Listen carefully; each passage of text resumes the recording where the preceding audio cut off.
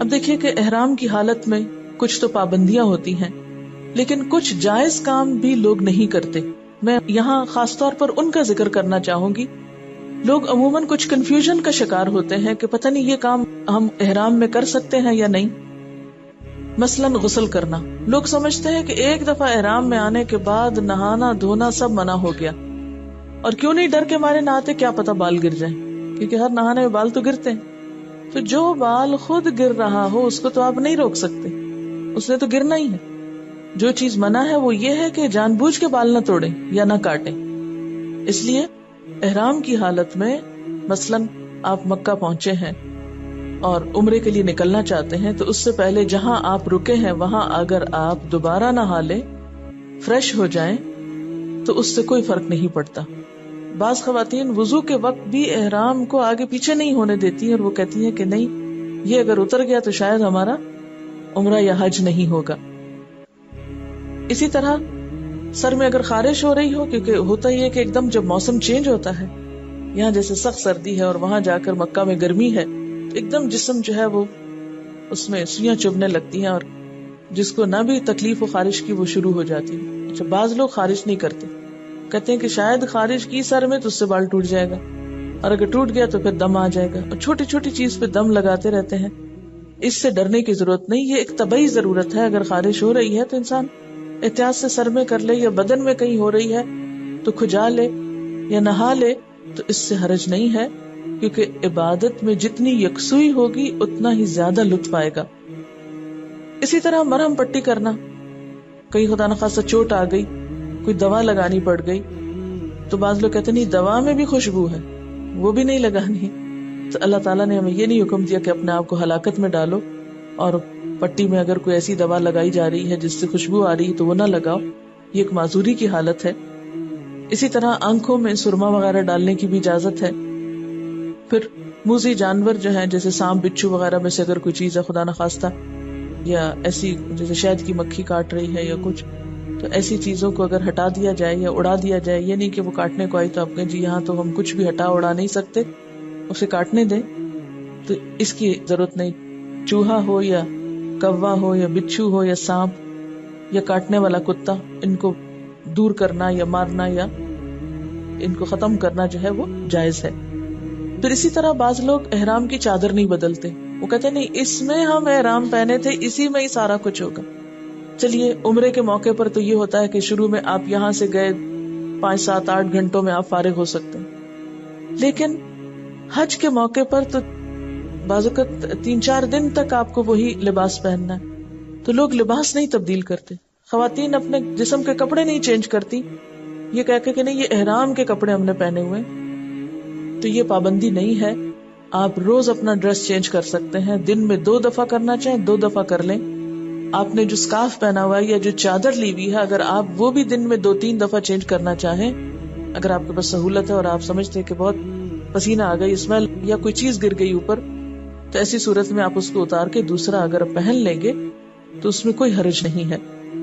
اسی طرح اگر گھڑی پہننا ہے یا اینک ہے، یا وہ ایک پیٹی پہنتے ہیں جس میں عام طور پر پیسے یا پاسپورٹ وغیرہ رکھتے ہیں، یا چھڑی کا استعمال ہے، تو یہ بھی جائز ہے. پھر اسی طرح بغیر خوشبو کا تیل یا صابن جو ہے وہ بھی استعمال کیا جا سکتا ہے. منی عرفات میں جو سٹالز ہوتے ہیں اس میں بغیر خوشبو کا صابن جو ہے وہ میسر ہوتا ہے. پھر اسی طرح بچوں یا ملازموں کی تربیت کے لیے تھوڑی بہت سرزنش جو ہے اس کی بھی اجازت ہے، لیکن لڑائی جھگڑا اور فساد اور مار پیٹ جائز نہیں. پھر اسی طرح بوقت ضرورت چھتری کا استعمال جو ہے اس کی اجازت ہے، اور اگر آپ کو ٹیشو پیپر یا رومال استعمال کرنا پڑتا ہے تو اس کی بھی اجازت ہے. جن چیزوں کی اجازت نہیں وہ کیا ہے؟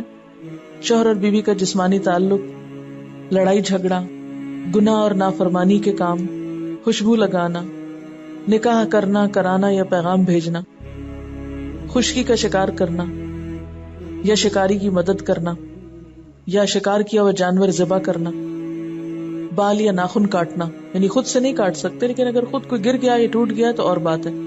بعض اوقات ایسا ہوتا ہے نا، آپ کو ٹھوکر لگتی ہے، پاؤں کا ناخن ٹوٹ جاتا ہے، تو اب آپ اس کو لیے نہیں پھریں گے، باقی حصے کو سیدھا کر لیں گے. پھر اسی طرح سر میں خوشبودار تیل ڈالنا یہ منع ہے.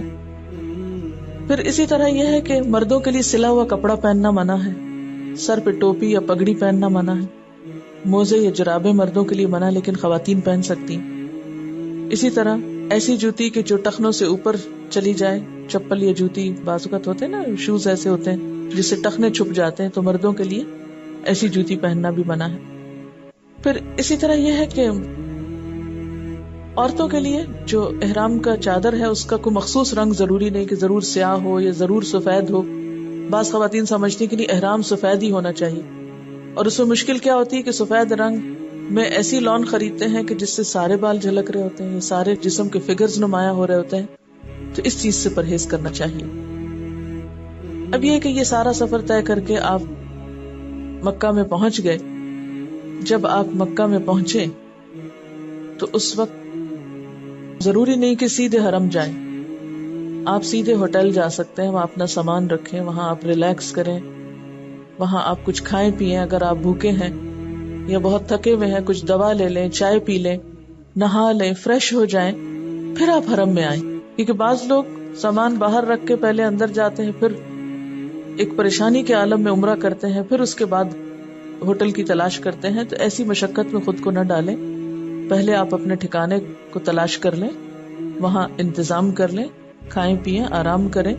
مثلا اگر آپ 10-11 بجے پہنچے ہیں مکہ تو ضروری نہیں تھے کہ 10-11 بجے ہی جا کے آپ عمرہ کریں، یا آپ ظہر کے وقت پہنچے تو ضروری نہیں کہ ظہر کے وقت ہی عمرہ کریں۔ آپ احرام پہنے ہوئے ہیں، آپ عصر کے بعد شروع کر سکتے ہیں، آپ مغرب کے بعد شروع کر سکتے ہیں، اپنی سہولت میں رات کے وقت کر سکتے ہیں۔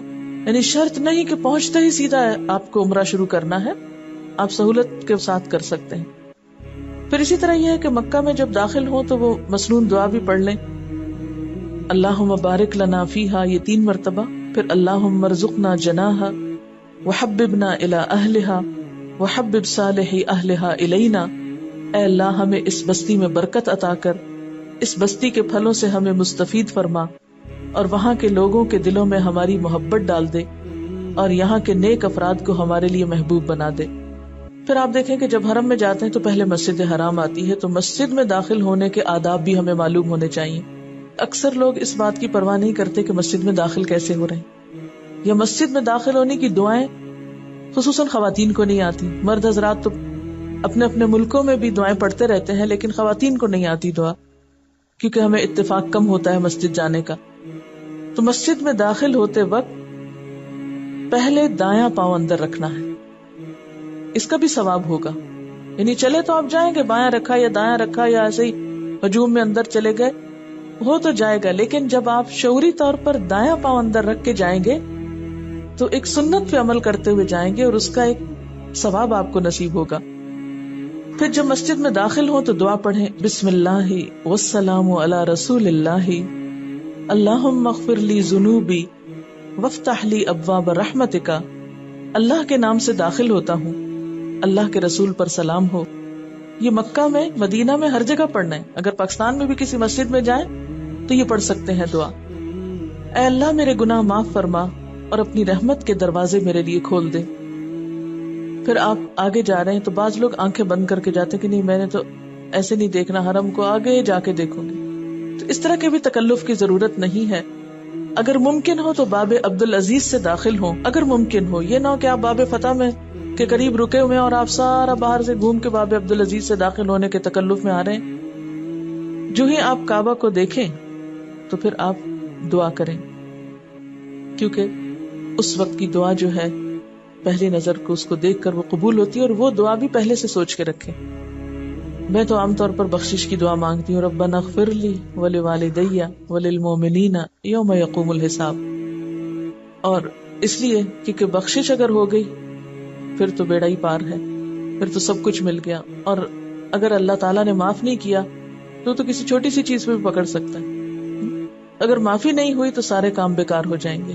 تو اس لیے بعض لوگ یہ دعا بھی مانگتے ہیں کہ اللہ میں جو کچھ یہاں مانگوں وہ سب دعائیں قبول ہوں، وہ بھی ٹھیک ہے، لیکن ساتھ ہی کچھ مانگ بھی لیں، مانگنے کا موقع ہے، کوئی خاص چیز بھی مانگ لیں۔ حضرت عروہ بن زبیر کہتے ہیں کہ نبی صلی اللہ علیہ وسلم کے حج کے بارے میں حضرت عائشہ نے مجھے بتایا کہ جب رسول اللہ صلی اللہ علیہ وسلم مکہ تشریف لائے تو سب سے پہلے آپ نے وضو کیا، پھر بیت اللہ شریف کا طواف کیا۔ تو اس سے پتہ چلتا ہے کہ طواف کے لیے وضو شرط ہے۔ اب آپ دیکھیں کہ حرم میں جا کر آپ طواف کریں گے، طواف میں 2-3 چیزیں جن کے بارے میں ہمیں کانشیس ہونا چاہیے۔ ایک تو یہ کہ طواف کے وقت بہت ادب اور احترام ہونا چاہیے، اور اس میں بھی دوسروں کو تکلیف دینے سے پرہیز کرنی چاہیے۔ کسی کو کونی مار کے یا دھکا دے کے آگے نکلنے کی کوشش نہ کریں۔ پھر بعض لوگ ہاتھ پکڑ پکڑ کے پورا گروپ بنا لیتے ہیں اور پھر نہ وہ کسی کو آگے جانے دیتے ہیں، رستہ روک دیتے ہیں، یہ بھی دوسروں کی اذیت کا سبب ہوتا ہے۔ کوشش کریں کہ آپ جگہ مقرر کر لیں جن کے ساتھ بھی آپ نے مل کے طواف کرنا ہے، طواف کے بعد وہاں اکٹھے ہو جائیں، لیکن طواف کے دوران ہاتھ پکڑ پکڑ کے نہ چلیں، الا یہ کہ آپ اکیلے نہ چل سکتے ہو یا آپ کو سہارے کی ضرورت ہو، ادروائز اپنا اپنا طواف کریں، اپنی اپنی دعائیں مانگیں تاکہ خشوع و خضوع زیادہ ہو۔ بعض لوگ معلم کے پیچھے دعائیں مانگتے ہیں، وہ زور سے بلند آواز سے بولتا ہے، پیچھے سارا ہجوم بولتا ہے اور سوچے سمجھے بغیر بعض اوقات بولا جاتا ہے۔ آپ نے وہ سنا ہی ہوگا کہ ایک معلم جو تھا وہ طواف کرا رہا تھا تو دعا پڑھاتے پڑھاتے اس کا موبائل بجا اور اس نے کہا ہیلو، تو پورے مجمع نے پیچھے سے کہا ہیلو۔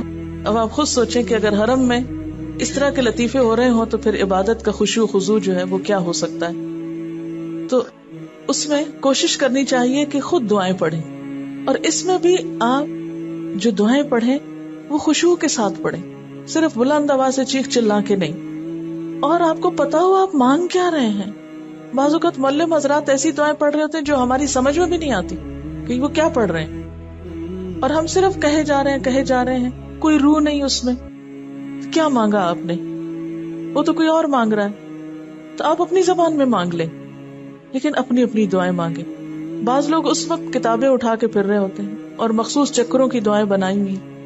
نبی صلی اللہ علیہ وسلم کی سنت سے کسی چکر کی کوئی مخصوص دعا ثابت نہیں ہے۔ آپ کسی بھی چکر میں کوئی دعا پڑھ سکتے ہیں، عربی میں پڑھیں، اردو میں پڑھیں، انگریزی میں پڑھیں، اپنی لوکل زبان میں پڑھیں، جس مرضی میں پڑھیں، لیکن آپ کا اللہ سے مضبوط تعلق ہونا چاہیے۔ کتنے افسوس کی بات ہے کہ ہم اللہ کے گھر کے ارد گرد طواف کر رہے ہیں اور اللہ سے ہمارا تعلق نہیں ہے، ہمارا دھیان کہیں اور ہی ہے اور ہم ادھر ادھر دیکھ رہے ہیں، یا ہم بس ایسے ہی بس چلے جا رہے ہیں اور چلے جا رہے ہیں۔ اس وقت سے بڑا وقت کیا ہوگا کہ آپ کو وہ سعادت نصیب ہو؟ اس وقت میں زیادہ سے زیادہ اللہ تعالیٰ کی طرف رجوع کریں۔ آپ یہ کر سکتے ہیں کہ اپنے چکر کو یاد رکھنے کے لیے ہر چکر کے لیے ایک وظیفہ رکھ سکتے ہیں، مثلا ایک میں استغفار پڑھ لیں، ایک میں یا حی یا قیوم پڑھ لیں، ایک میں آیت کریمہ پڑھ لیں، ایک میں پہلا کلمہ پڑھ لیں، ایک میں چوتھا کلمہ پڑھ لیں، ایک میں درود شریف پڑھ لیں۔ یہ اپنی سہولت سے آپ ایک ترتیب قائم کر سکتے ہیں۔ بعض اوقات ایسا ہوتا ہے کہ یاد نہیں رہتا کون سا چکر ہے، تو اس دعا کے مانگنے سے یاد رہ جاتا تھا، لیکن وہ بھی زبانی پڑھیں، یا یہ کہ کوئی ایک شخص مخصوص کر کے سب کو نہ بتائے، ہر شخص اپنے اپنے لیے خود مخصوص کر سکتا ہے۔ اور اس کے علاوہ جو مسنون دعا ہے وہ ربنا آتنا فی الدنیا حسنۃ وفی الآخرۃ حسنۃ وقنا عذاب النار ہے، جو رکن یمانی سے حجر اسود کے درمیان نبی صلی اللہ علیہ وسلم پڑھا کرتے تھے، اور یہ خاص طور پر طواف کے ایک چکر کے پورا ہونے کا وقت ہوتا ہے کہ اس وقت دنیا اور آخرت کی بھلائی مانگ لی جائے۔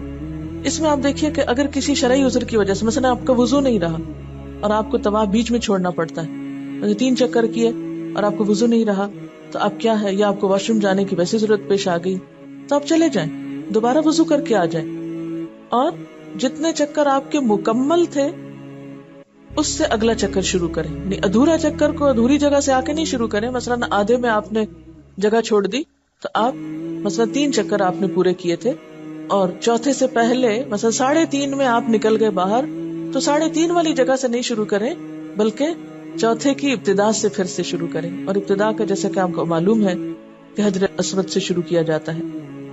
ایک اور بات یہ ہے کہ طواف کے دوران آپ تلاوت قرآن بھی کر سکتے ہیں، مثلا آپ کو سورۃ یاسین زبانی یاد ہے یا کچھ اور، آپ قرآن پاک کے حافظ ہیں تو آپ قرآن پاک کی تلاوت میں بھی طواف کر سکتے ہیں، کیونکہ آپ کو معلوم ہے کہ جو شخص قرآن کی تلاوت کرتا ہے اور دعا نہیں مانگ سکتا، اللہ تعالیٰ اس کو مانگنے والوں سے بھی بہتر عطا کرتے ہیں۔ تو اس لیے اس وقت کی یہ بھی ایک بہترین عبادت ہے۔ مطلب دن میں اگر 5 دفعہ آپ طواف کر رہے ہیں عمرے کے بعد روزانہ کی روٹین میں، تو آپ کیا کر سکتے ہیں کہ ایک طواف میں آپ ایک خاص ذکر کر لیں، دوسرے میں قرآن پاک پڑھ لیں، تیسرے میں کچھ اور کر لیں، یعنی بدل بدل کے مختلف چیزیں، معلوم نہیں اللہ تعالیٰ کو کون سی چیز آپ کی پسند آئے اور کون سی چیز زیادہ فائدے کی ہو۔ پھر اسی طرح یہ ہے کہ جب طواف آپ کر لیں تو پھر زمزم کا پانی پیٹ بھر کے پئیں، اور اس وقت بھی خوب دعائیں کریں، کیونکہ یہ بھی دعاؤں کی قبولیت کا وقت ہے۔ پھر اسی طرح یہ ہے کہ طواف کے 2 نفل جب پڑھیں تو بہتر یہ ہے کہ مقام ابراہیم کے پاس ہو، ورنہ حرم میں کسی بھی جگہ وہ نفل آپ پڑھ سکتے ہیں۔ ان نفل کے بعد بیٹھ کر، مثلاً اگر آپ نے کتابیں پڑھنی ہیں، مطلب مجھے کچھ دعائیں جیسے زبانی ابھی تک یاد نہیں ہیں طویل ہونے کی وجہ سے، یا ان کی ترتیب بھول جاتی کہ کتنی دعائیں ہیں، ساری نہیں یاد رہتی، تو میں عموماً یہ کرتی تھی کہ وہی جو چھوٹا بیگ ہوتا تھا اس میں دعاؤں کی جو کتابیں رکھی ہوئی ہیں، جب 2 نفل طواف کے پڑھتی تھی تو اس وقت بیٹھ کے اپنی کتاب کھول لیتی تھی، اور جتنی جی بھر کے کتابوں میں لکھی ہوئی دعائیں پڑھنی ہیں وہ پڑھ لیں۔ اس وقت میں اپنی وہ ڈائری بھی نکال لیں جو آپ نے لوگوں سے وعدے کیے تھے دعائیں کرنے کے، اس کو بھی نکال کے آپ ایک دفعہ پڑھ کے ان لوگوں کے حق میں مخصوص دعا کر لیں جو وہ چاہتے ہیں آپ سے کرنا۔ پھر یہ کہ آپ صحیح کے لیے نکلیں گے، جب صحیح کے لیے جائیں تو اس وقت کی دعا جو ہے صحیح شروع کرنے کی، یعنی صفا سے شروع کریں گے، مروہ پہ ایک چکر۔ اس وقت نبی صلی اللہ علیہ وسلم نے جو دعا پڑھی وہ ہے لا الہ الا اللہ وحدہ لا شریک لہ لہ الملک ولہ الحمد وہو علی کل شیء قدیر لا الہ الا اللہ وحدہ انجز وعدہ ونصر عبدہ وہزم الاحزاب وحدہ۔ کوشش کریں کہ یہ دعا بھی زبانی یاد ہو جائے، لیکن اگر نہ ہو سکے تو اپنے بیگ میں چھوٹے سے ایک کارڈ پہ الگ لکھی ہوئی، یہ نہیں ہو کہ کسی کتاب میں اور وہ دکے پڑھ رہے ہیں اور آپ ورقہ ڈھونڈ رہے ہیں۔ اگر آپ نے کسی مخصوص اس پہ لکھی ہے تو نشان یا مارکر آپ اپنی مخصوص دعاؤں پہ یا مخصوص چیزیں پڑھنے کے لیے آپ ان کو وہاں لگا سکتے ہیں، مثلا ڈفرنٹ کلر میں بھی لگا سکتے ہیں۔ آپ کو صحیح کی دعا شروع کرنی اور آپ کو نہیں آتی تو جو ہی آپ صفحہ پہ پہنچنے لگتے ہیں اپنی کتاب نکالیں، فوراً اس جگہ کو نکالیں اور دعا پڑھ لیں۔ پھر اس کے بعد یہ کہ سب ستون یا جو سب نشان کے علاقے ہیں اس میں مرد حضرات کو تیز چلنا ہوگا، مگر عورتیں اپنی نارمل چال چلیں۔ یعنی میں نے بعض عورتوں کو دیکھا کہ وہ بھی دوڑ رہی ہوتی ہے نا، دیکھا دیکھی، تو اس موقع پر ٹھیک ہے حضرت حاجرہ جو تھی وہ دوڑی تھی، لیکن ہمارے لیے حکم کیا ہے کہ اس جگہ پر بھی باوقار انداز میں گزریں۔ اور یہاں پر بھی یہ کہ اگر صحیح کا سلسلہ بھی بیچ میں منقطع کرنا پڑا، مثلا آپ تھک گئے تو آپ بیٹھ جائیں تھوڑی دیر کے لیے، آپ کو پیاس لگی آپ پانی پی لیں، یعنی ضروری نہیں ہے کہ ایک ہی دفعہ میں آپ مکمل کر کے ہی سانس لیں گے، بیچ میں رک رک کے بھی کر سکتے ہیں۔ کوشش یہ کیجئے کہ جو کام آپ کر رہے ہیں خوشی سے ہو، سکون سے ہو، اطمینان سے ہو، تاکہ کرنے کے بعد جب آپ واپس آئیں تو آپ کے دل میں ایک اطمینان ہو، یہ حسرت نہ ہو کہ اوہ پہلا حج تو تجربے کی نظر ہی ہو گیا اور اب ایک دفعہ اور حج کرنا ہے جو صحیح کر کے کرنا ہے، تو اس کے لیے ہو سکتا ہے آپ دوبارہ نہ جا سکیں، اس لیے اس تجربے کو بھی بہت آسان طریقے سے کریں۔ جو چیز سمجھ نہ آئے رک جائیں، ٹھہر جائیں، تسلی کر کے نکلیں، بھاگم دوڑ نہیں مچائیں، اور سمجھ کے پڑھ کے، یعنی عمرے اور حج کی جو کتابیں آپ کے پاس رکھی ہوں گی ان کو وہاں پر دوبارہ پڑھ لیں۔ ہر کام کرنے سے پہلے اس حصے کو پھر سے پڑھ کے سوچ سمجھ کے جتنا آپ کے بس میں ہے اپنی تسلی کر کے آئیں۔ شاید یہ آخری حج ہو، اس کے بعد موقع نہ ملے تو آپ کی کوئی حسرت ایسی باقی نہ رہے۔ پھر یہ ہے کہ جب صحیح ہو جاتی ہے تو پھر بالوں کو کاٹنا ہوتا ہے۔ اس میں بھی عورتیں سمجھتی کہ شاید سارے بالوں کے آخر میں ٹرمنگ کرنا ضروری ہے، نہیں، آپ ضروری نہیں کہ چٹیا کے اینڈ سے کاٹیں، آپ یہاں سے بھی اپنی ایک لٹ نکال کے اتنے حصے کو بھی کاٹ سکتے ہیں۔ اگر پیچھے سے نکالنا ممکن نہ ہو تو آگے سے نکال کے کان کے پاس سے بھی کچھ کاٹ سکتے ہیں، کسی حصے سے بھی آپ 1.5 انچ اتنا سا کاٹ کے آپ پھینک سکتے ہیں۔ اس میں یہ ہے کہ کوشش کریں کہ جب آپ بال کاٹ رہے ہیں تو کوئی مرد حضرات آپ کے بال نہ دیکھیں۔ کئی خواتین کو اس جگہ پہ دیکھا گیا ہے کہ وہ چٹیا کو سب کے سامنے کھول کے نکال کے کاٹ رہی ہوتی ہیں اور مرد حضرات دیکھ رہے ہوتے ہیں۔ اتنی تکلیف اور پریشانی ہوتی ہے کہ یہ کس قسم کا عمرہ ہو رہا ہے کہ جہاں حرام کام کا ارتکاب ہے، کیونکہ عورت کے بال کسی مرد کو دیکھنے نہیں چاہیے، وہاں پر تو خاص طور پر اس چیز سے پرہیز کرنا چاہیے۔ پھر جب آپ نے عمرہ کر لیا، یہاں پر آپ کا عمرہ ختم ہو گیا۔ عمرہ جب آپ نے کر لیا، مسجد سے باہر نکلنے لگے تو بایاں پاؤں پہلے باہر نکالیں گے اور دعا پڑھیں گے، بسم اللہ والسلام علی رسول اللہ، اللہم اغفر لی ذنوبی وافتح لی ابواب فضلک۔ اللہ کے نام سے مسجد سے نکلتا ہوں، اللہ کے رسول پر سلام ہو، اے اللہ میرے گناہ معاف فرما اور اپنے فضل کے دروازے میرے لیے کھول دے۔ اب آپ دیکھیے کہ عمرے کے بعد آپ احرام کھول دیں گے، یعنی آپ کے اوپر وہ پابندیاں جو ہیں، بنیادی طور پر احرام کھولنے کا مطلب یہ نہیں کہ اسکارف اتار کے پھینک دیں گے، اس کا مطلب یہ ہے کہ عمرے کی جو پابندیاں آپ پر عائد ہوئی تھی وہ پابندیاں اب ختم ہو گئیں۔ اب جب دوبارہ آپ کو حج کرنا ہے تو 8 تاریخ کو دوبارہ احرام پہنیں گے، اس کی بات بعد میں کریں گے. اب یہ ہے کہ ہو سکتا ہے آپ کے پاس 2 ہفتے ہوں وہاں پر مکہ میں ٹھہرنے کے.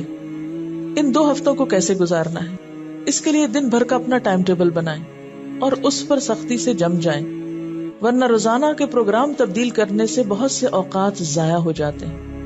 اس میں یہ ہے کہ بعض اوقات آپ کے رشتے دار یا دوست یا گروپ کے لوگ آپ کے ساتھ ہوتے ہیں، وہ آپ کو کہتے ہیں کٹھے چلیں گے، کٹھے آئیں گے، کٹھے بیٹھیں گے، کٹھی جگہ رکھیں گے.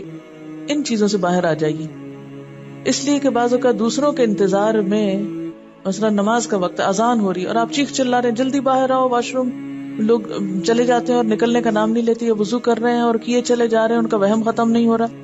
اس قسم کی بہت سی باتوں سے بہت وقت ضائع ہوتا ہے.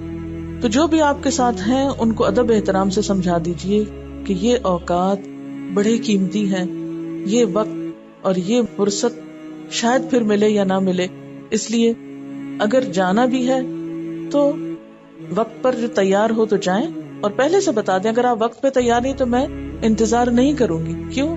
اگر آپ نے پہلے سے بتایا ہوگا تو وہاں ناراضگی نہیں ہوگی، اور اگر آپ نے نہیں بتایا اور آپ نکل گئے یا آپ رکے رہے اور آپ غصہ کیے اور ایک دوسرے کو ڈانٹ ڈپٹ رستے میں ہوتی رہی تو اس سے پھر حج کا جو ہے وہ ثواب اور وہ جو ایک روحانیت کی فضا ہے وہ ختم ہو جاتی.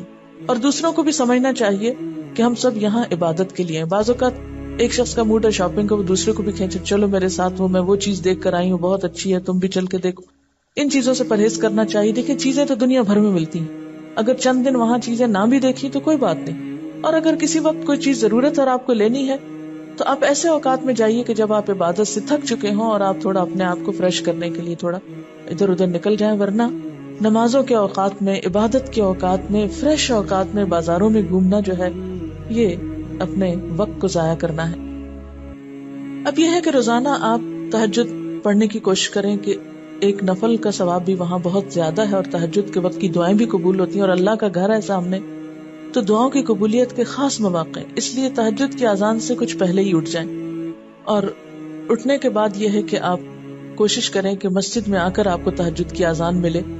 جب آپ گھر سے نکلیں گے دعائیں پڑھتے وقت، ذکر کرتے ہوئے پھر آپ وہاں پہنچیں گے، مسجد میں مسنون طریقے سے داخل ہوں گے، دعا پڑھ کے داخل ہوں گے، آپ مسجد کے نفل پڑھیں گے اور پھر اذان ہوگی، اذان کا جواب دیں گے.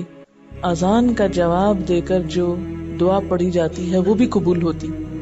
بہت سے لوگ لا علمی کی وجہ سے اس وقت کو ضائع کرتے ہیں، یعنی وہ قبولیت کا وقت ہے اور لوگ باتوں میں مصروف ہیں یا سو رہے ہیں یا کسی اور شغل میں ہیں.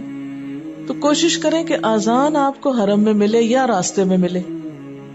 اگر راستے میں ملتی ہے اذان، یعنی 5 اذانوں میں سے یا تہجد کی اذان میں سے سب کی بات میں کر رہی ہوں اس وقت مشترکہ طور پر، تو آپ اذان کا جواب دیں، کسی سے بات نہیں کریں اور اس کے بعد خصوصی دعا کریں اپنے لیے. پھر آپ مسجد میں پہنچیں، آ کر مسجد کے نفل پڑھیں. پھر تہجد کا وقت ہے اگر تو تہجد وہیں پر آپ ادا کریں. پھر فجر کی اذان ہو تو اس کا جواب دیں، پھر اس کی دعا پڑھیں، اذان کے بعد کی دعا. اس کے لیے پیارے رسول کی پیاری دعائیں، اگر کتاب چھوٹی آپ کے پاس ہو تو اس میں مختلف مواقع کی، یہ حسن المسلم انگلش ترجمے کے ساتھ اور اردو کے ساتھ موجود ہے، اس میں بھی مختلف مواقع کی دعائیں موجود ہیں. اس کو آپ اسی طرح مختلف پیجز کو مارکر لگا کے رکھ لیں تاکہ جس وقت، اور اگر چھوٹا چھوٹا نوٹ لکھا ہو تو جس وقت کی دعا آپ کو پڑھنا ہے یا جو بھی دعا پڑھنا ہے فوراً اس نشانی کے ساتھ کھول لیں. ورکہ بار بار پلٹنا اور اس میں وقت ضائع کرنا یہ بھی درست نہیں. ایک ہی دفعہ انتظام کر لیں ان چیزوں کا. پھر جب آپ وہاں دعا پڑھ لیں پھر اس کے بعد فجر کی سنتیں پڑھیں. اذان اور نماز کے بیچ کا جو وقت ہے یہ سارا دعاؤں کی قبولیت کا وقت ہے. اس وقت کو آپ یا تو تلاوت میں گزاریں یا ذکر میں گزاریں یا دعا پڑھیں. اس وقت میں کچھ اور نہ کریں. یعنی اذان سے لے کے نماز تک کے بیچ کی جو گھڑیاں ہیں یہ بڑی قیمتی ہیں. اس میں سوتے میں وقت گزار دینا اچھا، جب شروع ہوگی تکبیر ہوگی تو ہم پہنچ جائیں گے، یا بازار گھوم کے، یا بعض لوگ کیا کرتے ہیں حرم میں بیٹھے ہیں، اچھا بہن تم کہاں سے آئی ہو، فلاں جگہ سے، باتیں اور گفتگو اور اذانیں ہو رہی، تکبیریں ہو رہی، کچھ ہو رہا اور کہانیاں ختم نہیں ہو رہی. اور بعض خواتین تو مسلسل شاپنگ کی باتیں، اور شاپنگ کر کے بعض اوقات اندر لے آتے ہیں چھپا کے اور وہ دکھانے کی، یعنی وہاں جا کر بھی ہماری دنیا ختم نہیں ہوتی. اگر اتنی ہی دنیا سے محبت ہے کہ اللہ کے گھر میں بھی دنیا نہیں بھولتی تو پھر اور کہاں بھولے گی. اس سے پھر یہ ہوتا ہے کہ وہ حج کی جو روح ہے یا مقصد ہے یا جو فائدہ ہے وہ حاصل نہیں ہوتا. اس لیے کوشش کریں کہ آذان اور نماز کے بیچ کے وقفے کو خوب خوب ذکر اور دعا میں گزارا، پھر نماز ہو گئی۔ اب آپ کو جماعت سے نماز پڑھنے کا طریقہ آنا چاہیے، اس کو سیکھ لینا چاہیے، اور اس میں خصوصی طور پر یہ کہ امام سے پہلے نہ اللہ اکبر کہنی ہے، نہ امام سے پہلے رکوع میں جانا ہے، نہ امام سے پہلے سجدے میں جانا، نہ امام سے پہلے سلام پھیرنا ہے، یعنی ہر چیز میں امام کو فالو کرنا ہے۔ اور مسجد میں نماز پڑھنے کی کوشش کریں، کیونکہ مسجد حرام میں نماز پڑھنا جو ہے وہ 1,00,000 نمازوں کا ثواب ہے۔ اس لیے جب آپ یہاں سے چلے گئے، بعض خواتین کو دیکھا ہے کہ وہ وہاں جا کر مسجد میں نماز نہیں پڑھی، وہ کہتی ہیں کہ عورت کی نماز گھر میں اچھی۔ میں ان سے یہ پوچھتی ہوں کہ وہ ان کا گھر کہاں سے؟ وہ تو ہوٹل ہے، وہاں جہاں آپ رہتے ہیں وہ آپ کا گھر تو نہیں ہوتا۔ تو ہوٹل میں نماز پڑھنے سے بہتر ہے آپ مسجد میں نماز پڑھیں، اور مسجد میں جب آپ نماز پڑھیں گے تو پھر اس کا طریقہ آپ کو آنا چاہیے، صفوں کو درست ہونا چاہیے، صفیں جوڑنی چاہیے۔ بعض اوقات خواتین کو صفیں نہیں بنانی آتی تو اس صورت میں مشکل پڑتی ہے، نماز کا لطف ختم ہوتا ہے۔ تو کوشش کریں کہ آپ جب جائیں تو ذرا وقت سے پہلے چلیں تو اگلی صفوں میں آپ کو جگہ مل جائے، جہاں عموماً لوگ پھر کم آگے سے کراس کرتے ہیں، یا اور سنجیدہ قسم کے لوگ بھی آگے جا کے بیٹھتے ہیں، جو بچوں والے یا عموماً اتنی دلچسپی نہیں ہوتی تو وہ سائیڈز پر تاکہ جلدی سے نکل جائیں۔ تو ایسی جگہوں پر پرہیز کریں بیٹھنے سے، یعنی اگر آپ آئے ہیں اندر تو کوشش کریں کہ ذرا آگے جا کر ایسی محفوظ جگہ پر بیٹھیں کسی پلر کے ساتھ کہ جہاں کم سے کم لوگوں کی آمد و رفت ہو، جہاں آپ یکسوئی کے ساتھ عبادت کر سکیں۔ پھر اسی طرح یہ ہے کہ نماز کے فوراً بعد مسجد سے نکلنے کی کوشش نہ کریں۔ خواتین کو ذرا رک کے نکلنا چاہیے، کیونکہ مردوں کے ہجوم ہوتے ہیں نکلتے ہوئے، اس وقت پہ بہت ٹکراؤ ہوتا ہے، حتیٰ کہ جوتا جب پہن رہے ہوتے ہیں تو پیچھے سے بھی دھکے پڑ رہے ہوتے ہیں۔ تو کوشش کریں نماز کے بعد آپ سنت پڑھیں، سنت کے بعد نفل پڑھیں، ایکسٹرا نفل پڑھیں، تلاوت کریں، ذکر کریں، دعائیں مانگیں، اور جب آپ دیکھیں کہ اب رش چھٹ گیا ہے پھر آپ اٹھیں اور مسجد سے باہر آئیں۔ اب اس کا یہ مطلب نہیں کہ دعاؤں اور نماز میں اتنا مشغول ہو کہ آپ کسی سے کوئی سلام دعائی نہ کریں۔ جب آپ نماز پڑھ چکے اپنے کام سے فارغ ہو جائیں تو پھر آپ دیکھیں دائیں بائیں کون بیٹھا ہے، سلام کریں، بات کریں اور حال چال پوچھیں، اپنے ملک کے لوگوں کے بھی، دوسرے ملکوں سے آئے ہوئے لوگوں کے بھی اپنے بارے میں بتائیں، ان کے بارے میں جانیں، کیونکہ حج کا مقصد کیا ہے؟ لوگوں کی باہم ملاقات بھی ہو، ایک دوسرے سے تعارف بھی ہو، ایک دوسرے سے کچھ سیکھا بھی جائے، اور اس میں آپ تھوڑی بہت دنیا کی بات بھی اگر آپ کر لیتے ہیں، کھانے کپڑے کی بھی ہلکی پھلکی، جب آپ نماز وغیرہ سے فارغ ہو کے ہر چیز سے بالکل، تو اس وقت میں کوئی حرج نہیں، لیکن نمازوں کے انتظار کے وقت میں نہیں، دعاؤں کی قبولیت کے وقت میں نہیں۔ پھر اسی طرح یہ ہے کہ اس وقت میں اپنے پاس چھوٹی چھوٹی کوئی ایسی چیز ہو جو دوسروں کو آپ دے سکیں، بانٹ سکیں، وہ اگر آپ جاتے وقت یہیں سے لے جائیں، مثلا دعاؤں کے کارڈ لے جائیں، کچھ مثلا شادی کارڈ گھروں میں وش کارڈز پڑے ہوتے ہیں فالتو بیکار، ان کے اوپر کاٹ کر کچھ اپنے ہاتھ سے دعائیں لکھ لیں، وہ آپ مختلف لوگوں کو، یا احادیث لکھی ہوئی ہوں وہ آپ وہاں پر دے سکتے ہیں۔ پھر اسی طرح یہ ہے کہ اگر آپ چاہتے ہیں کہ عبادت کے اوقات کی پابندی ہو تو پھر غذا کا خاص خیال رکھیں، بہت ہیوی قسم کی غذا نہ ہو کہ جس سے آپ کو نیند ہی آتی رہے۔ بعض لوگ غذاؤں کے اوقات کی پابندی نہیں کرتے، کبھی کسی وقت کھا لیا، کبھی کسی وقت کھا لیا، تو اس کا نقصان کیا ہوتا ہے کہ آپ کی جو رفع حاجت کی عادت ہے وہ بھی ڈسٹرب ہو جاتی ہے۔ تو اس میں اگر آپ چاہتے ہیں کہ وقت پر فارغ ہوں اور وقت پر آپ پاک ہوں، وقت پر صاف ہوں، تو پھر اس کے لیے ضروری ہے کہ کھانے کے جو اوقات ہیں ان کی بھی اسٹرکٹلی پابندی کریں، اور اس میں کھانا اس طرح کا نہ ہو کہ جس سے آپ کو معدے میں جلن شروع ہو جائے، یا آپ بار بار پانی پیئیں، یا آپ کو سستی اور غنودگی ہو، یا یہ کہ آپ کا اسٹمک اپسیٹ ہو جائے اور واش روم بار بار جانا پڑے۔ یہ تمام چیزیں جو ہے وہاں جا کر بہت عبادت کے وقت کو ضائع کرتی ہیں۔ کھجور اور زمزم کا استعمال خاص طور پر کرتے رہیں، یہ دونوں چیزیں آپ کی صحت کے لیے بھی اچھی ہیں، اور زمزم کے بارے میں بھی آتا ہے کہ جس نیت سے پیا جائے وہ حاصل ہوتی، یعنی اگر آپ شفا کی نیت سے پی رہے ہیں یا غذا کی نیت سے پی رہے ہیں تو کوشش کریں کہ حرم میں ہوتے ہوئے دوسرا پانی نہ لے جائیں، وہی پانی بار بار پئیں۔ کھجور اگر اپنے بیگ میں بھی تھوڑی سی ساتھ رکھ، کسی وقت عبادت کے درمیان شوگر لیول لو ہوتا ہے تو ایک آدھ کھجور جو ہے وہ اگر آپ پولیتھین کے لاک ہونے والے بیگ کے اندر ڈال کے 3-4 رکھی بھی ہوں، ذرا زیادہ بھی رکھ لیں، بعض اوقات 7-8 بھی رکھ لیں، کیونکہ ہوتا ہی کہ جب آپ کھا رہے ہیں تو سامنے کو بچہ بیٹھا ہے، دائیں بائیں کو اور بیٹھا ہے، تو اس کو بھی تھوڑا سا آفر کر دیں، کیونکہ بہت آکورڈ لگتا ہے کہ آپ خود تو کھا پی رہے ہیں اور لوگ آپ کی شکل دیکھ رہے ہیں۔ اور میں اس وقت یہ حدیث یاد رکھتی ہوں کہ آگ سے بچو خواہ کھجور کا آدھا ٹکڑا ہی۔ تو سوچتی ہوں کہ یہ بالکل انجان لوگ ہیں جو مجھے نہیں جانتے کہ میں کون ہوں، اگر ان کو میں کچھ دوں گی تو یہ تو نہ مجھے ان سے شکریہ کی توقع ہوگی، نہ مجھے تعریف کی، نہ اس کے بعد یہ میرا احسان کبھی اتار سکیں گے۔ اس لیے ایسے لوگوں پہ احسان کرو کہ جن سے کوئی واپسی کی توقع نہ ہو۔ تو وہ ایک طرح سے بہترین صدقہ اور بہترین اجر ہوتا ہے. اچھی کھجوریں مل جاتی ہیں وہاں پر. اگر آپ یوں سمجھے کہ بعض اوقات صرف پیسے دینے کی بجائے کچھ کھجوریں ہی اپنے پاس رکھیں تو جو مانگنے والا نظر آئے اس کو بھی آپ کھجور بھی صدقے میں دے سکتے ہیں. پھر اسی طرح یہ ہے کہ وہاں پر برف کے پانی والے کولر بھی ہوتے ہیں اور دوسرے بھی ہوتے ہیں. کوشش کریں کہ بغیر برف والا پی. اگرچہ سب لوگوں کی اپنی اپنی عادت ہوتی ہے لیکن گلے کے خراب ہونے کے امکان کم ہوتے ہیں. اور یہ ہے کہ اس میں انسان کو ایک نیچرل چیز ملتی ہے. زمزم میں اگر برف ڈال دیں گے تو ظاہر ہے کہ ڈائلیوٹ ہو جائے گا کچھ, تو وہاں جا کر تو پیور زمزم پینے کی کوشش کریں. پھر اسی طرح یہ ہے کہ ساتھ ساتھ اپنا محاسبہ جاری رکھیں کہ کیا میں نے اپنے دن کا صحیح استعمال کیا ہے, کیا میری نماز میں خشوع و خضوع تھا, کیا میں نے صدقہ کیا کچھ, کیا میں نے ذکر اپنے پورے کیے. بلکہ ذکر جو کرنے ہیں آپ کو ان کی ایک لسٹ بنا لیں. صبح شام کی دعائیں پڑھنی ہیں, یا نمازوں کے بعد جو مسنون اذکار ہیں وہ پڑھنے ہیں, یا پھر دیگر دعائیں پڑھنی, حفاظت کی دعائیں وغیرہ پڑھنی ہیں. اگر آپ بیمار ہیں تو آیات شفا پڑھ کر خود پہ دم کریں. اہم ترین چیز یہ کہ اپنے جذبات پہ کنٹرول رکھیں. غم, غصہ, محبت, ان سارے جذبات پہ بہت کنٹرول رکھیں. بعض اوقات ایسا ہوتا ہے کہ ہمیں آیات سن رہے ہیں تلاوت کی, وہ سمجھ آ رہی ہیں تو رونا آ رہا ہے. اتنی بلند آواز میں نہ رونا شروع کر دیں کہ آدمی بھی آپ کی طرف متوجہ ہو جائے. بعض لوگ حرم جاتے ہوئے بہت روتے ہیں, آتے ہوئے بہت روتے ہیں, یعنی جب آخری وداعی طواف ہوتا ہے تو واقعی رونا بہت آتا ہے. اس میں بھی اعتدال رکھیں. ایسا نہ ہو کہ صرف رونے میں وقت گزر جائے اور دعاؤں کا وقت ہی نہ رہے. یا اسی طرح کوئی شخص آپ کو اریٹیٹ کرتا ہے تو غصہ آتا ہے, مثلا کسی نے آپ کو دھکا دیا تو انکانشیسلی کون ہی آپ پیچھے کریں گے, تو اپنے آپ کو کنٹرول کرنا سیکھیں. پھر اسی طرح یہ ہے کہ بھوک لگی ہے تو بار بار ہائے بھوک لگی ہے اور ابھی تک کھانے کا موقع نہیں آیا, اور یہ باتیں بھی بار بار نہ کریں. پیاس لگی تو ہائے بہت ہی پیاس لگ رہی ہے, نہیں بس پانی پی لیں. یہ بار بار تذکرہ کرنے کی کیا ضرورت ہے؟ یعنی لغو اور بیکار قسم کی باتوں سے حد البسا بچیں. پھر اس کے بعد یہ ہے کہ آپ کو ہو سکتا ہے کہ مدینہ جانے کا موقع ملے اور یہ حج سے پہلے ہو. ہجرت سے پہلے مدینہ کا نام یثرب تھا, بعد میں مدینہ طیبہ کے نام سے یہ مشہور ہوا.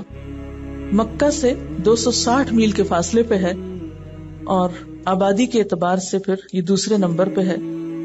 اسے دار الہجرت بھی کہا جاتا ہے کیونکہ ہجرت کے بعد یہ گھر بنا تھا نبی صلی اللہ علیہ وسلم اور صحابہ کرام کا. نبی صلی اللہ علیہ وسلم نے فرمایا, اے اللہ, حضرت ابراہیم تیرے خلیل اور نبی تھے, ان کی زبان پر تو نے مکہ کو حرم قرار دیا. اے اللہ, میں تیرا بندہ اور پیغمبر ہوں, میں مدینہ کے دونوں کناروں کے درمیان تک حرم قرار دیتا ہوں. یعنی جس طرح مکہ کا حرم ہے اسی طرح مدینہ بھی حرم ہے. آپ نے فرمایا المدینہ تو حرم, مدینہ حرم ہے, اور مدینہ کا حرم جبل عیر سے جبل سور تک ہے, نہ اس کا درخت کاٹا جائے نہ اس میں کوئی بدعت کی جائے. جو مدینہ میں بدعت ایجاد کرے گا اس پر اللہ کی اور فرشتوں کی لعنت ہے. آپ نے فرمایا مدینہ برے آدمیوں کو اس طرح نکال دیتا ہے جیسے بھٹی لوہے کا میل دور کرتی ہے. یعنی ان کا یا تو وہاں دل نہیں لگتا یا پھر یہ وہ رہ نہیں سکتے. آپ نے فرمایا اگر لوگ سمجھیں تو مدینہ ان کے لیے بہتر ہے. ہوتا یہ کہ جب ہم مکہ جاتے ہیں تو ہمارا شوق ہوتا ہے کہ زیادہ وہاں رہیں, اور الحمدللہ ہونا بھی چاہیے, لیکن مکہ کی محبت میں مدینہ کی محبت کو ختم نہ کر دے, یا مدینہ کی محبت میں مکہ کی محبت کم نہ کر دے. یعنی دونوں میں اعتدال بہت ضروری. بہت سے لوگ ان دو شہروں کو ہر وقت کمپیئر کرتے رہتے, مدینہ میں یہ تھا مکہ میں یہ نہیں تھا, مکہ میں یہ تھا اور مدینہ میں یہ نہیں تھا. اس طرح کی گفتگو کا بھی اتنا فائدہ نہیں. یہ ہے کہ دونوں شہروں کا اپنا مزاج ہے, اپنی جگہ, اپنی رحمت, برکت اور فضیلت ہے. دونوں کو ڈیو رسپیکٹ اور محبت دیں, دونوں میں پہنچ کر وقت کی قدر کریں اور ان جگہوں کا ادب اور احترام کریں. آپ صلی اللہ علیہ وسلم نے فرمایا ایمان مدینہ میں سمٹ کر ایسے آ جائے گا جیسے سانپ سمٹ کر اپنے بل میں آ جاتا ہے.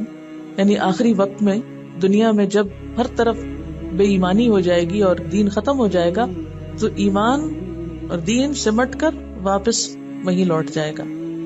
آپ صلی اللہ علیہ وسلم نے فرمایا مدینہ اسلام کا قبہ ہے, ایمان کا گھر ہے, ہجرت کا مقام ہے, حلال و حرام کے معلوم ہونے کا ٹھکانہ ہے. آپ نے فرمایا جو مدینہ کی مصیبتوں اور پریشانیوں پر صبر کرے میں قیامت کے دن اس کی سفارش کروں گا. تو جس طرح مکہ جا کر آپ نے تکلیف اور پریشانی کا ذکر نہیں کرنا, اسی طرح یہاں پر بھی تکلیف اور پریشانی پر صبر کرنا ہے, یعنی کسی بھی قسم کی جو ہو. آپ نے فرمایا سب سے پہلے میں جن لوگوں کی سفارش کروں گا وہ مدینہ والے ہیں, پھر مکہ والے، پھر طائف والے ہوں گے۔ آپ صلی اللہ علیہ وسلم نے فرمایا جو مدینہ میں مرنے کی طاقت رکھتا ہو اس کو مدینہ میں ہی مرنا چاہیے، اس لیے کہ مدینہ میں مرنے والوں کا میں گواہ اور ضمانتی بنوں گا۔ ہر ایک کی قسمت میں تو یہ نہیں ہو سکتا، لیکن نیت اور تمنا کرنے میں کیا حرج ہے، کم از کم نیت کا ہی ثواب مل جائے۔ حضرت عمر دعا مانگا کرتے تھے، اے اللہ تو اپنے راستے میں مجھے شہادت نصیب فرما اور اپنے رسول کے شہر میں موت دے۔ آپ صلی اللہ علیہ وسلم نے مدینہ کے پھلوں کے لیے دعا مانگی ہے، اللہم بارک لنا فی ثمرنا وبارک لنا فی مدینتنا وبارک لنا فی ساعنا وبارک لنا فی مدنا۔ اے اللہ تو ہمارے پھلوں میں برکت دے، ہمارے شہر میں برکت ہی برکت دے، اور ہمارے مد اور سا یعنی تولنے کے جو پیمانے ہیں ناپنے کے ان میں برکت عطا فرما۔ آپ نے فرمایا خدایا ابراہیم تیرے بندے اور خلیل اور نبی تھے، میں بھی تیرا بندہ اور پیغمبر ہوں۔ حضرت ابراہیم نے مکہ کے لیے دعا مانگی تھی اور اس کے ساتھ اور زیادہ بھی۔ پھر آپ صلی اللہ علیہ وسلم پھل کو یعنی پھل کے لیے دعا مانگ کے وہ پھل کسی چھوٹے بچے کو عطا کر دیتے، یعنی جب آپ کسی پھل کو دیکھتے تھے تو اس وقت یہ دعا پڑھتے۔ یعنی حضرت ابو ہریرہ فرماتے کہ لوگ جب پہلا پھل دیکھتے تو اسے آپ کے پاس لاتے، آپ اس کو لے کر یہ دعا پڑھتے جو ابھی میں نے پڑھی ہے، اور پھر اس کے بعد یہ فرماتے اور وہ پھل چھوٹے بچے کو عطا کر دیتے۔ آپ نے یہ بھی فرمایا ہے کہ جو شخص صبح اجوا کھجور کے 7 دانے کھا لے اس کو نہ زہر نقصان دے گا نہ جادو۔ یہ مدینہ کی خاص کھجور ہے۔ مسلم کی روایت میں ہے کہ مقام عالیہ کی اجوا شفا ہے، اس کو نہار منہ کھانا تریاک ہے۔ یعنی تریاک کیا ہوتا ہے؟ زہر اور جسم میں جو فاسد مادے ان کو ختم کرنے کا سبب بنتا ہے۔ ایک اور روایت میں آتا ہے کہ اجوا جنت کا پھل ہے۔ اسی طرح مدینہ کا جو غبار ہے، غزوہ تبوک سے واپس آپ تشریف لا رہے تھے کہ لوگوں نے آپ کا استقبال کیا اور آپ سے آ کر ملے، جس کی وجہ سے گرد و غبار اڑا، تو آپ کے بعض ہمراہیوں نے اپنے منہ کو ڈھانپ لیا، کپڑا ڈال لیا۔ آپ نے فرمایا خدا کی قسم جس کے قبضے میں میری جان ہے، اس غبار میں ہر بیماری سے شفا ہے۔ یعنی کہ وہاں کی مٹی سے بھی محبت کرنی چاہیے کیونکہ اس میں اللہ کے رسول صلی اللہ علیہ وسلم ہے۔ آپ صلی اللہ علیہ وسلم اپنی زندگی کے آخری دنوں تک یہی قیام فرما رہے اور مدینہ کی محبت کی دعا فرمائی، اے اللہ تو مدینہ کی محبت ہمارے دلوں میں ڈال دے جیسا کہ مکہ کی محبت ہمارے دلوں میں ہے، کیونکہ شروع میں صحابہ کا دل وہاں نہیں لگتا تھا بلکہ اس سے بھی زیادہ، اور اس کو ہمارے لیے صحت یاب بنا دے کیونکہ بہت سے صحابہ وہاں جا کے بیمار ہو گئے تھے، اور اس کے سا اور مد میں برکت عطا فرما اور اس کے بخار کو جحفہ میں منتقل فرما۔ حضرت انس سے روایت ہے کہ حضور صلی اللہ علیہ وسلم جب سفر سے واپس تشریف لاتے تو مدینہ کی دیواروں کو دیکھتے تو مدینہ کی محبت میں سواری کو تیز کر لیا کرتے تھے۔ آپ دعا کرتے، اے اللہ تو مکہ سے دگنی مدینہ میں برکت عطا فرما تاکہ لوگوں کو دل وہاں لگے اور لوگ وہاں پر جم جائیں، کیونکہ مکہ کی محبت تو ایک فطری چیز ہے کیونکہ اللہ کا گھر ہے، وہاں پر سب کے دل اس کی طرف کھنچتے ہیں۔ حضرت ابراہیم علیہ السلام نے دعا کی تھی، لیکن مدینہ کے لیے پھر یہ تھا کہ ہجرت کا گھر تھا، ایک نئی جگہ تھی، تو آپ نے خاص دعائیں اس جگہ کے لیے کی ہیں۔ آپ نے فرمایا مدینہ کی گھاٹیوں پہ فرشتے مقرر ہیں، نہ اس میں طاعون آ سکتا ہے نہ دجال داخل ہو سکتا ہے۔ ایک اور روایت میں آتا ہے کہ مکہ اور مدینہ کے سوا اور کوئی شہر نہیں جہاں دجال نہ جائے۔ مدینہ کی تمام گھاٹیوں پہ فرشتے صف بستہ کھڑے ہیں اور اس کی حفاظت کرتے ہیں، اور مدینہ میں خصوصاً مسجد نبوی جو ہے اس میں نماز پڑھنا جو ہے بہت اجر و ثواب کا باعث ہے۔ آپ نے فرمایا میری اس مسجد میں ایک نماز دوسری مسجدوں کی 1000 نماز سے افضل ہے سوائے مسجد الحرام کے، کیونکہ وہاں 1,00,000 نمازوں کا ثواب ہے۔ پھر اسی طرح آپ نے وہاں پر جو روضۃ الجنہ ہے اس کے بارے میں فرمایا میرے گھر اور ممبر کے درمیان کا حصہ باغیچہ ہے جنت کے باغیچوں میں سے، اور میرا ممبر میرے حوض پر ہے۔ یعنی وہاں پر جو سفید کارپٹس کا ایریا ہے آپ کے قبر مبارک اور ممبر کے درمیان کا، وہ ریاض الجنہ کہلاتا ہے، وہاں پر بھی نفل پڑھنے چاہیے۔ پھر اسی طرح مسجد نبوی کے علاوہ مسجد قباء کا سفر کرنا چاہیے کیونکہ آپ وہاں تشریف لے جایا کرتے تھے۔ آپ نے فرمایا جو پاک ہو کر اپنے گھر سے مسجد قباء میں جا کر 2 رکعت نماز پڑھے تو اس کو عمرے کے برابر ثواب ملتا ہے، اس لیے خصوصی طور پر اس کی زیارت کرنی چاہیے۔ اسی طرح جب نبی صلی اللہ علیہ وسلم کے روضہ مبارک پر جانے کا موقع ملے تو کوئی شور، کوئی ہنگامہ، کوئی بے ادبی، کوئی کسی کو اذیت نہیں دینی چاہیے۔ بہت احترام کا مقام ہے، بہت ہی خاموشی اور یکسوئی کے ساتھ درود شریف کثرت سے پڑھنا چاہیے. بہت سے لوگ وہاں بیٹھ کر بھی گپ شپ میں، سلام دعا، میل ملاقاتوں میں یہ مل گیا وہ آ گیا، اس کو بلا رہے ہیں، اس کو دھکیل رہے ہیں، یا دوسروں کو کراس کر کر کے آگے جا رہے ہیں. ان ساری چیزوں سے پرہیز کرنا چاہیے. اپنے قدم سمیٹ کے جانا چاہیے، ڈرتے ہوئے اور ادب احترام کے ساتھ، کیونکہ وہاں جا کر اگر ادب احترام نہ رہا تو اعمال کی بربادی کا ڈر ہے. وہاں پر جا کر باقاعدہ درود شریف پڑھنا چاہیے، حضور صلی اللہ علیہ وسلم پر سلام بھیجنا چاہیے، پھر حضرت ابوبکر پر سلام بھیجنا چاہیے، پھر حضرت عمر رضی اللہ تعالیٰ عنہ پہ سلام بھیجنا چاہیے. جن ہستیوں کو اللہ تعالیٰ نے حضور صلی اللہ علیہ وسلم کے ساتھ ہمیشہ کے لیے رہنے کی سعادت دی، ان کو بھی اپنی دعاؤں اور درود میں اور سلام میں یاد رکھنا چاہیے. پھر اسی طرح مسجد نبوی سے کچھ فاصلے پر جنت البقیع ہے، جہاں ہزاروں صحابہ کرام کی اور نیک لوگوں کی قبریں ہیں، اور ان کے حق میں بھی حضور صلی اللہ علیہ وسلم نے دعا فرمائی تھی کہ اے اللہ تو بقیع الغرقد والوں کی مغفرت فرما دے، اور جو وہاں دفن ہو اس کی بھی خوش قسمتی کا کیا ٹھکانہ. تو اس جگہ پر جا کر بھی اگر گزرتے ہوئے، کیونکہ اندر تو جانے کی اجازت نہیں ہوتی لیکن اس کی چار دیواری سے پہچانا جاتا ہے، تو باہر سے گزرتے ہوئے خصوصی دعائیں جو قبرستان کے پاس سے گزرتے ہوئے کرنی چاہیے. سب صحابہ کرام کا تصور ذہن میں لا کر جو وہاں دفن ہیں ان سب کے لیے خصوصی دعا کرنی چاہیے.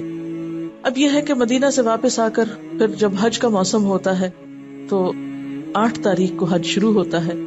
اس میں آپ دیکھیے کہ 8 تاریخ کو آپ اپنے گھر سے ہی یا ہوٹل سے جہاں آپ رہ رہے ہیں وہاں سے آپ احرام پہنیں گے 8 ذی الحج کو. 8 ذی الحج کا دن جو ہے یہ یوم الترویہ کہلاتا ہے. یوم الترویہ اس لیے اس کو کہتے ہیں، ترویہ کا معنی ہوتا ہے سیراب کرنا. اہل عرب جب حج کے لیے جاتے تھے تو اپنے اونٹوں کو اچھی طرح پانی پلاتے تھے اس دن، یعنی تیاری کا دن ہے ایک طرح سے. جیسے کہ آپ جانتے ہیں کہ حج تمتع میں پہلے عمرہ ہوتا ہے جس کی ابھی تفصیل آپ کو بتائی گئی ہے.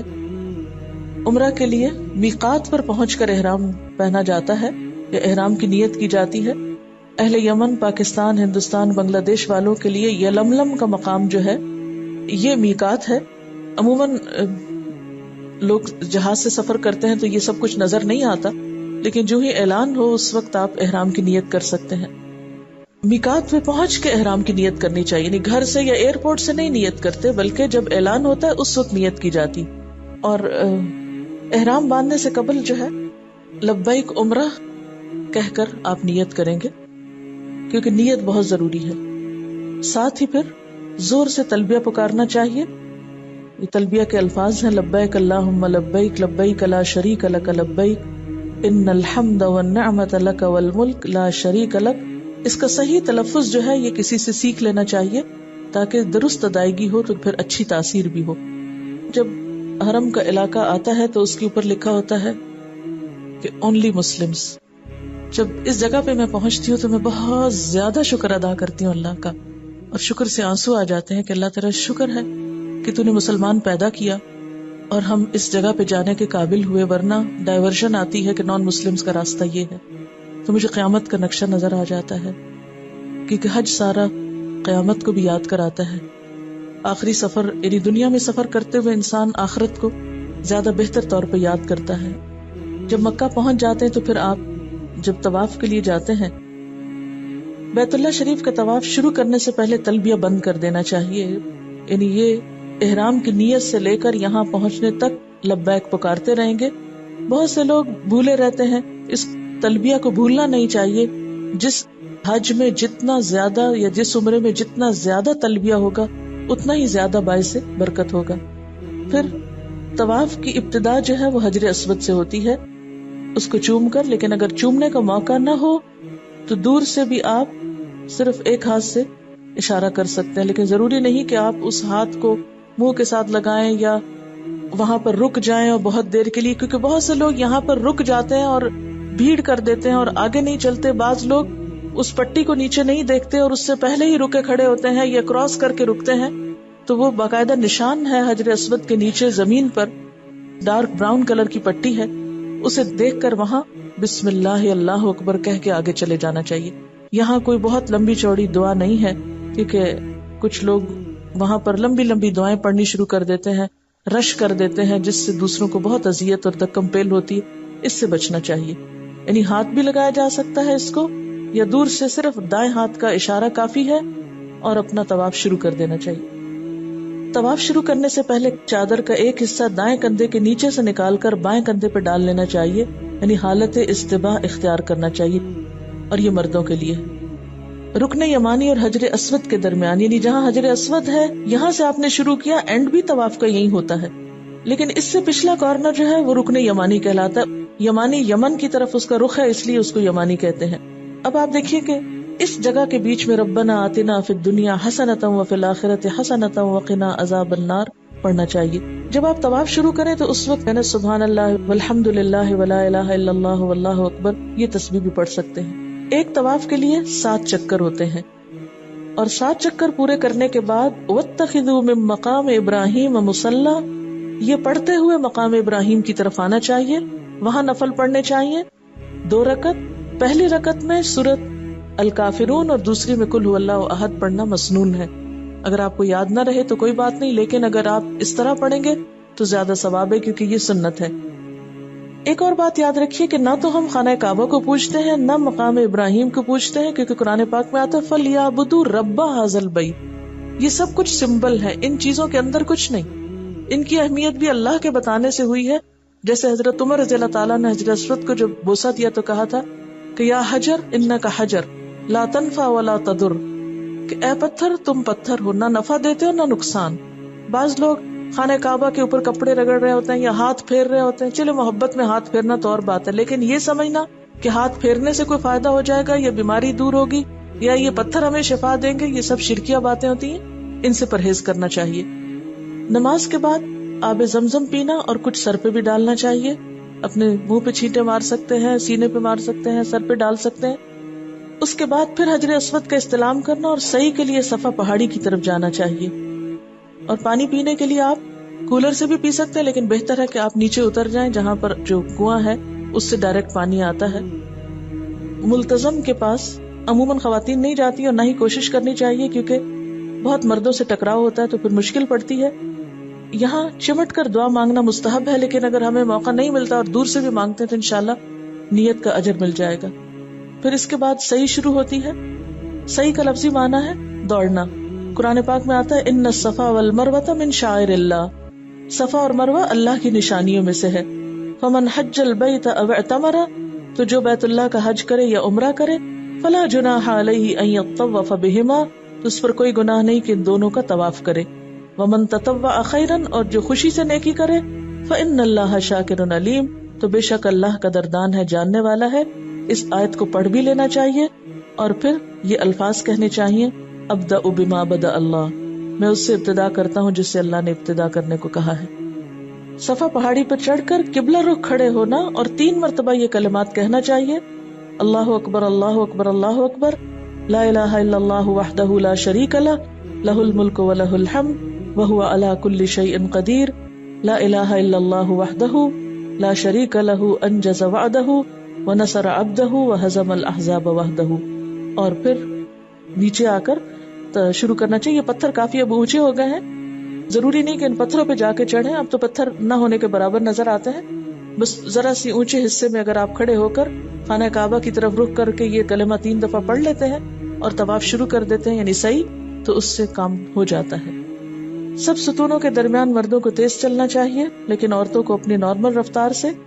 اس میں آپ دیکھیے کہ بعض لوگ 7 دفعہ پورا گھومتے ہیں تو اس کو صحیح سمجھتے ہیں، حالانکہ ایک چکر جو ہے صفا سے مروہ کا ہو گیا، پھر مروہ سے صفا، پھر صفا سے مروہ، تو اس طرح 7 پورے ہو جاتے ہیں. اور مروہ پہ ختم ہوتا ہے جا کے، پھر صفا سے شروع ہوتا ہے اور مروہ پہ ختم ہوتا ہے 7واں.